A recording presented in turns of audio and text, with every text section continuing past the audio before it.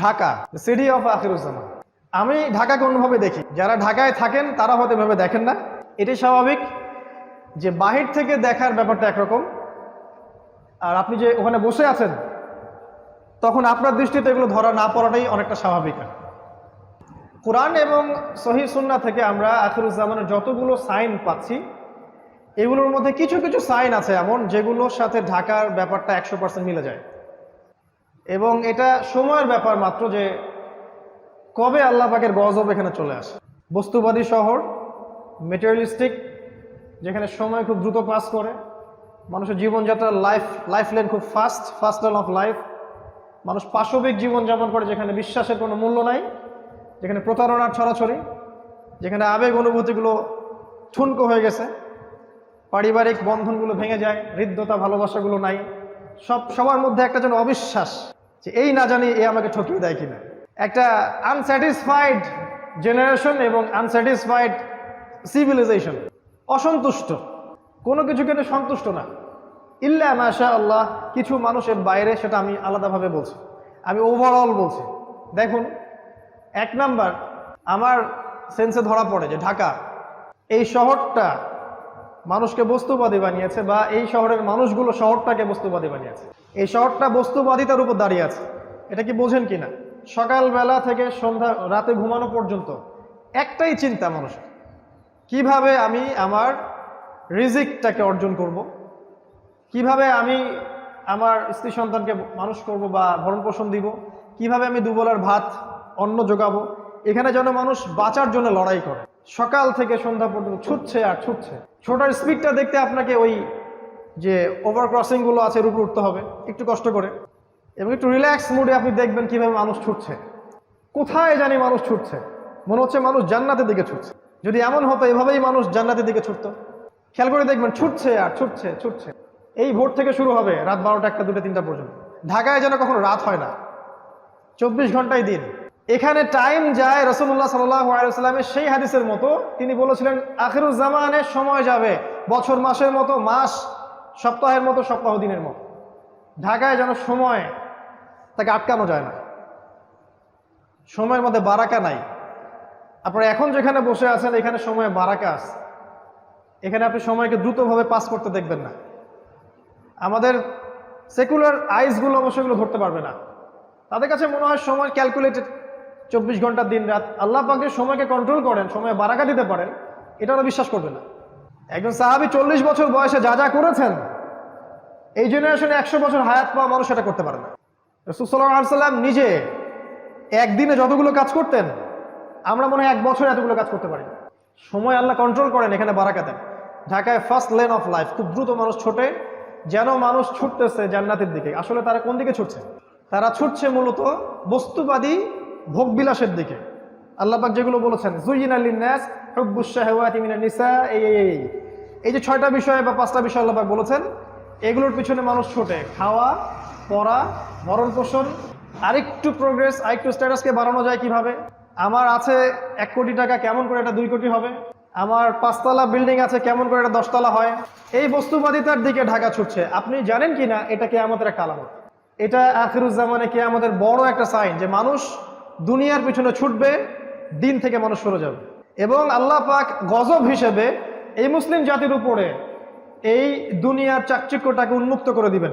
হাদিসে এভাবে এসেছে, এই দুনিয়ার চাকচিক্য তোমাদের জন্য উন্মুক্ত করা হবে, ঠিক যেমন পূর্ববর্তীদের জন্য করা হয়েছিল। আর এই দুনিয়া তোমাদেরকে ধ্বংস করবে, ঠিক যেমন করে পূর্ববর্তীদেরকেও দুনিয়া ধ্বংস করেছে। এটা হচ্ছে ফিউচার এই বস্তুবাদী ঢাকার।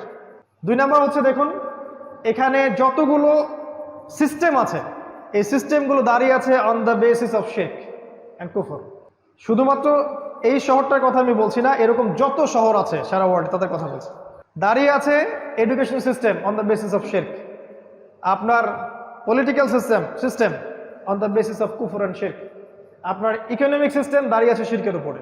কেউ ডিবেট করতে চাইলে আমি রাজি আছি, কিন্তু প্রমাণ করতে পারবো যে এগুলো শিরকের উপর দাঁড়িয়ে আছে। এখানে জ্ঞানের সংজ্ঞা শেখানো হয়েছে যে পরীক্ষা নিরীক্ষা পর্যবেক্ষণের মাধ্যমে যেটা লাভ করবেন সেটা জ্ঞান। আর আল্লাহ পাক বলছেন আল্লাহর পক্ষ থেকে যা নাজিল হয় সেটাই চূড়ান্ত জ্ঞান। কুফর এবং শিরক, এখানে শেখানো হয়েছে জ্ঞান অর্জনের কি উদ্দেশ্য, একটা জব, একটা চাকরি। এই জন্য বড় বড় চাকচিক্যময় ইউনিভার্সিটি গড়ে উঠেছে এখানে শহরের মধ্যে। এবং এই ইউনিভার্সিটিসগুলো আমাদেরকে কি শিখাচ্ছে আসলে দিন শেষে? অজুর মাসআলা, গোসলের মাসআলা, 10টা হাদিস, 20টা কোরআনের আয়াত, 10টা সূরা, ইতিহাস, ফিকহ আপনাকে শিখাচ্ছে কিভাবে আপনি একটা চাকরি অর্জন করবেন, আপনার স্ট্যাটাস বাড়বে, বাড়ি গাড়ি করবেন, খাবেন, ফুর্তি করবেন, এনজয় করবেন, পাশবিক লাইফ লিড করবেন, দেন ইউ উইল ডাই, আপনি মারা যাবেন। মারা যাওয়ার পরে আপনার 3বার জানাজা পড়ানো হবে 3টা জায়গায়। তারপর 3 দিন পর মানুষ আপনাকে ভুলে যাবে। এবার গন ফ্রম হিস্ট্রি, আপনি হিস্ট্রি থেকে, ইতিহাস থেকে আপনার নাম শেষ, মুছে গেছে।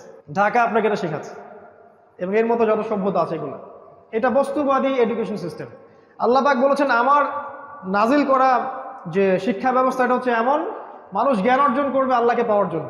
জ্ঞান অর্জনের উদ্দেশ্য হবে দিন প্রচার করা, প্রতিষ্ঠা করা, বিনয়ী হওয়া, নম্র হওয়া এবং জ্ঞান অনুযায়ী আমল করা। জ্ঞান এমন হবে উপকারী যেটা আল্লাহর পক্ষ থেকে নাজিল হয়, যে জ্ঞান আমাদেরকে আল্লাহ থেকে দূরে সরাবে না, বরং কাছাকাছি নিয়ে আসবে। মিলান আপনার এডুকেশন সিস্টেমের সাথে এগুলোতে আসলে কি এমন হচ্ছে কিনা। কিন্তু লাক্সারিয়াস বিল্ডিং এর তো অভাব নাই।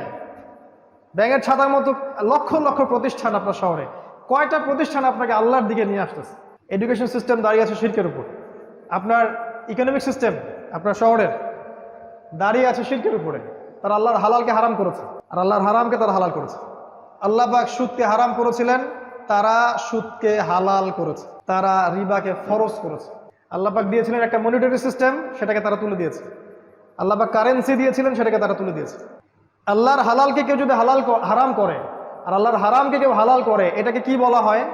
সূরা তাওবার 31 নম্বর আয়াত পড়ে দেখেন, এখানে বলা হচ্ছে এটা শিরক। হ্যাঁ, শেষের শব্দটা দেখবেন যে এখানে শিরকের কথা বলা আছে। ইত্তাখাযু, মনে পড়েছে, ইত্তাখাযু আহবারহুম ওয়া রুহবানহুম আরবাবা মিন দুনিল্লাহ ওয়াল মাসীহ ইবনে মারইয়াম। তারা কি করেছিল?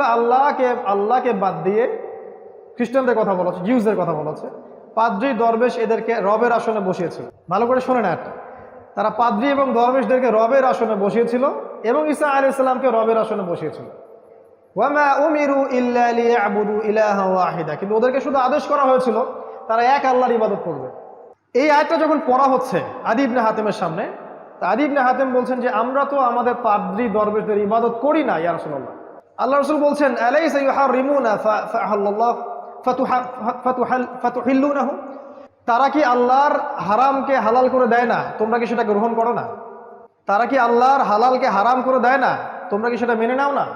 বা তারা কি আল্লাহর হারামকে হালাল করে না, তোমরা কি সেটা মেনে নাও না? তখন আদী ইবনে হাতেম বলল যে হ্যাঁ, বেলা ইয়া রাসূলুল্লাহ, এটা তো আমরা করি। আমরা হয়তো সরাসরি ওদের ইবাদত করি না, ওদেরকে সিজদা করি না, ওদের সামনে নজর মানত করি না, কিন্তু ওরা আল্লাহর হালালকে হারাম করলে আমরা মেনে নিচ্ছি, আর ওরা আল্লাহর হালালকে যদি হারাম করে ফেলে আমরা মেনে নিচ্ছি। আল্লাহ রাসূল বলেছেন সাল্লাল্লাহু আলাইহি ওয়াসাল্লাম, তিলকা ইবাদাতুহুম, এটাই হচ্ছে ওদের ইবাদত করা। এখন আপনি আসেন আপনার সিস্টেমের দিকে। আল্লাহ পাক সুদকে হারাম করেছেন, আমরা কি করেছি? হালাল করেছি। আল্লাহ পাক মাদককে হারাম করেছেন, আমরা হালাল করে নিয়েছি। নিজেকে প্রশ্ন করেন, আমরা কিন্তু মন থেকে হালাল করে নিয়েছি। আল্লাহ পাক জিনাকে হারাম করেছেন, আমরা উন্মুক্ত করছি। আল্লাহ পাক খিলাফাকে হালাল করেছেন, আমরা হারাম করেছি। আল্লাহ পাক অনেক কিছুকে হালাল করেছেন যেগুলোকে আমরা হারাম করে নিয়েছি, বা আবার আল্লাহ পাক অনেকে হারামও করেছেন যেগুলোকে আমরা হালাল করে নিয়েছি। এই সিস্টেমটা যদি চলতে থাকে, এটাকে আল্লাহ পাক বলেছেন শিরক। ওয়ামা উমিরু ইল্লা লিয়াবুদু ইলাহা ওয়াহিদা লা ইলাহা ইল্লা হু সুবহানাহু ওয়া তাআলা আম্মা ইউশরিকুন। এই কথাটা বলতে যাচ্ছিলাম, আম্মা ইউশরিকুন, তারা যে শিরক করছে আল্লাহর সাথে, এখান থেকে আল্লাহ পাক পবিত্র। তার মানে এই কাজটাকে আল্লাহ পাক শিরক বলেছে। তো আপনার শহরের এডুকেশন সিস্টেম, আপনার ব্যাংকিং সিস্টেম, আপনার ফাইন্যান্স, আপনার ইকোনমিক সিস্টেম, এগুলো দাঁড়িয়ে আছে শিরকের উপরে, কুফরের উপরে। এর জন্য আপনি একা দায়ী নন, এর জন্য আমাদের রাষ্ট্র দায়ী নয়, এর জন্য আমাদের শুধু এই ওলামায়ে কেরাম বা আমরা যারা সাধারণ জনগণ আমরাই দায়ী নই, ব্যাপারটা এমন নয়। আমাদের দোষ আছে, কিন্তু বড় দোষটা অন্য কারো, যাদের দিকে আমাদের চোখ নাই। আমাদের চোখটা হচ্ছে আপোষের ইখতিলাফগুলোর দিকে আমাদের চোখটা বেশি আর কি। কিভাবে আমরা আমাদের মধ্যে ইখতিলাফ করে মারামারি কাটাকাটি করে বিভক্ত হব, এদিকে চোখটা আমাদের বেশি। বড় যে মূল এনিমি, ওর দিকে আমাদের চোখটা কিন্তু আসলে নাই। তো এটা আপনার ঢাকা। আরও আছে আপনার ঢাকার পলিটিক্যাল সিস্টেম দাঁড়িয়ে আছে অন দ্য বেসিস অফ শিরক। শুধু এই শহরের না, পুরো ওয়ার্ল্ড ওয়াইড, গ্লোবালি। তবে এটা চিরদিন থাকবে না ইনশাআল্লাহ। এটা একসময় ছিলও না, একসময় থাকবেও না। মাঝখানে একটা সময় আপনি পাচ্ছেন। এক সময় ছিল খেলাফা, আর পৃথিবীর শেষও হবে খেলাফা দিয়ে। এই উম্মতে মুহাম্মাদির স্টার্টিংটা ছিল খেলাফা দিয়ে।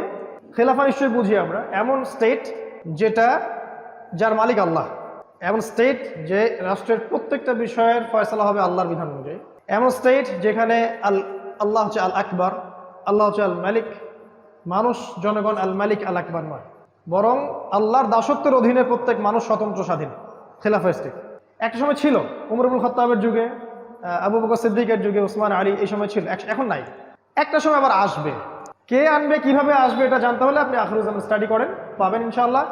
আমরা জানি যে এই পৃথিবীর শেষটাও হবে খেলাফাতে, এবং এই পৃথিবীতে মানব জাতির যে ইতিহাস, এটাও শুরু হয়েছিল কিন্তু খেলাফা দিয়েই।